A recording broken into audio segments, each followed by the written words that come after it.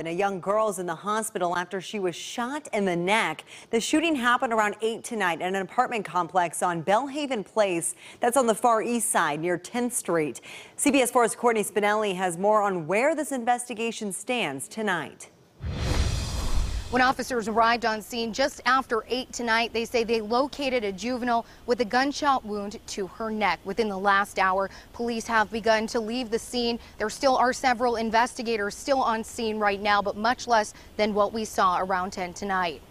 That girl was taken to the hospital where police say she's listed as stable. Right now, we're still working to confirm whether the shooting happened inside or outside of a building here at the apartment complex. Because this investigation still is in its early stages, that information has not yet been provided to us. We can tell you at least 8 evidence markers could be seen on the ground in the parking lot. Police say it's important right now to know that there is no threat believed to be known to the public, but they also are asking everyone with information to call police. They say it is very important that they get as much as they can as they begin to investigate what happened here.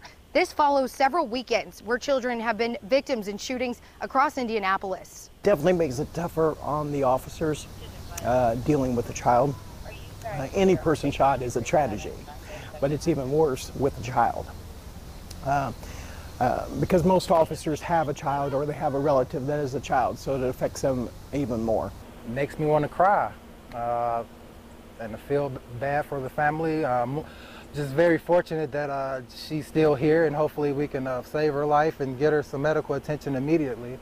And I don't want to see nothing like this ever happen again. Now, that man you just heard from there, he himself is a father of 5 children. He says he lives right here in this apartment complex, and in fact, he was walking in the area when he heard those shots being fired. He took cover behind a building, said he didn't see anything, but he was nervous for his safety and for kids he says he saw scattering away from the scene. Of course, a heartfelt message from a dad himself about his concern over not only the safety of this girl injured here tonight, but for his own children.